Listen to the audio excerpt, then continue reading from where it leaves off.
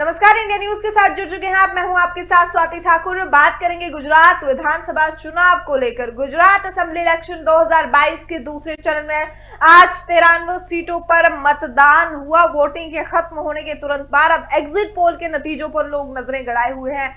Exit poll के नतीजों में यह अनुमान लगाया जा सकेगा कि आखिर गुजरात में कौन जीत हासिल कर सकता है। आपको बता दें कि एग्जिट पोल से कुछ हद तक तो ये साफ हो ही जाएगा कि गुजरात में इस बार किसकी सरकार बनेगी। हम आपको एग्जिट पोल के सभी पहलुओं की जानकारी देंगे, उसके लिए आप इंडिया न्यूज के साथ लगातार बने रहे। आपको बता दें कि गुजरात में दूसरे चरण में कुल 833 कैंडिडेट चुनावी मैदान में उतरे हैं। इस चरण में गुजरात की 93 सीटों पर वोटिंग हुई है। वहीं दूसरे चरण में आम आदमी पार्टी और भारतीय जनता पार्टी सभी 93 सीटों पर लड़ी है। वहीं अगर बात कांग्रेस की करें तो कांग्रेस जो है वो 90 सीटों पर चुनावी युद्ध में उतरी है, लड़ रही है। इसके अलावा 2 सीटों पर कांग्रेस के सहयोगी एनसीपी ने ताल ठोक दिया। अन्य दलों की अगर बात करें तो मायावती के नेतृत्व वाली बहुजन समाज पार्टी यानी बसपा के 44 कैंडिडेट और भारतीय ट्राइबल पार्टी के 12 कैंडिडेट मैदान में उतरे हैं। बीते 1 दिसंबर को गुजरात विधानसभा के चुनावों में पहले चरण का मतदान हुआ था, जिसमें 79 सीटों पर जो था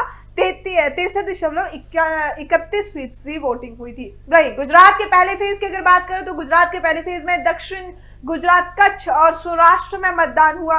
पहले फेज में 788 उम्मीदवार मैदान में उतरे थे।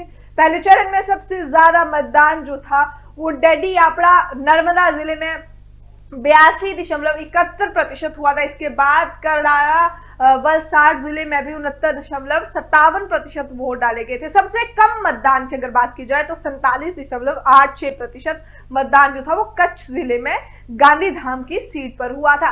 नर्मदा जिले में सबसे ज्यादा मतदान 78.24% मतदान हुआ था। साथ ही साथ अगर हम बात करें बोटाड जिले की तो जिसमें कम से कम 57.58% मतदान हुआ था। अगर थोड़ी सी नजर डालें कि अगर 2017 का परिणाम कैसा था, तो पिछले विधानसभा चुनावों की अगर बात की जाए तो पिछले विधानसभा चुनावों के दूसरे चरण में 93 सीटों में जो था वो भारतीय जनता पार्टी के खाते में 93 सीटों में से 51 सीटें आई थी। जबकि अगर बात कांग्रेस की करें तो कांग्रेस के खाते में 39 सीटें थी। लेकिन इनके अलावा इस बार आम आदमी पार्टी भी रन में उतरी है और आम आदमी पार्टी भी 93 सीटों पर अपने उम्मीदवारों को लेके उतरी है। इसके अलावा तीनों सीटों जो थे वो निर्दलीय कैंडिडेट के पल्ले में गई थी अगर बात 2017 की जाए। लेकिन वही अगर बात करें एग्जिट पोल की तो 6.5 बजे एग्जिट पोल जो है दिख जाएगा, जिसमें कहीं ना कहीं अनुमान लगाया जा सकेगा कि आखिर गुजरात में किसकी सरकार बनने वाली है। इसी तरह की तमाम खबरों के लिए आप जुड़ना ना भूलिए इंडिया न्यूज के साथ।